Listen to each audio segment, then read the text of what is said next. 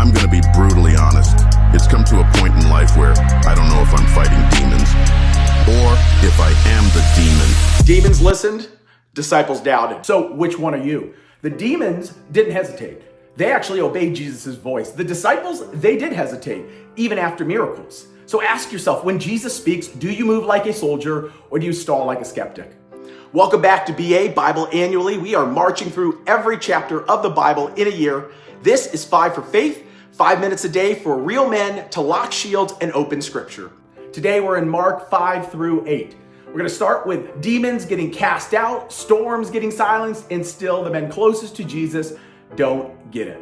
What if your biggest threat isn't your enemy, but your excuses? Keep listening. Mark 5, deliverance over decorum. Jesus walks into a demon-infested graveyard. He owns the place because he does. He doesn't talk theology with Legion, he commands. And 2,000 demons flee into pigs. And then what? The townspeople beg Jesus to leave. Leave? What? That's how it goes. They ask him to leave because freedom scares people more than chains. And that's man tip number 1. A real man chooses deliverance over approval. If people aren't uncomfortable around your obedience, you're probably not obeying enough. Why did Jesus honor a woman who broke the rules and actually silence a man who followed them? Mark 5, faith that bleeds. A bleeding woman breaks every cultural rule and grabs Jesus' robe. He doesn't rebuke her, he blesses her. Meanwhile, Jairus, a rule keeper, has to wait while his daughter dies. Why? Because faith isn't about order, it's about urgency. That leads us to man tip number 2. Jesus responds to desperation, not resume. Stop negotiating, start reaching. Why do men closest to Jesus keep failing the test?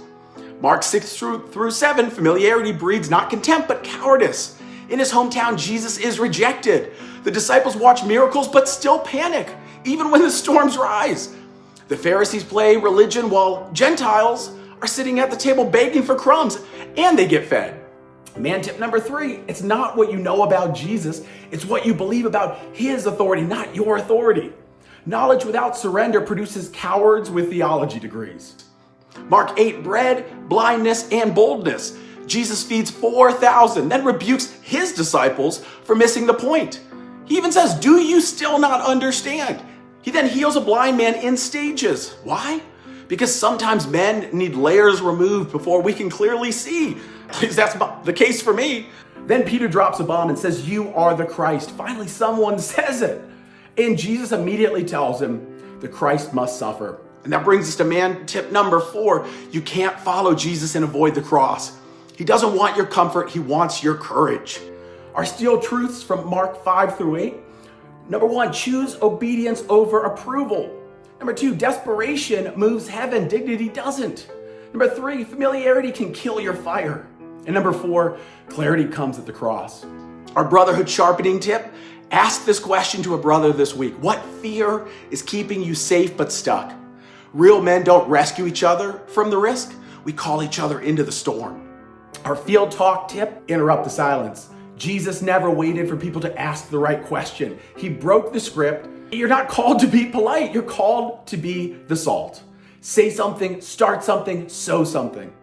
Our caveman discipline, get dirty. Serve someone this week with no credit, no camera, even without a thanks. Shovel the driveway, take the night shift, pay the tab.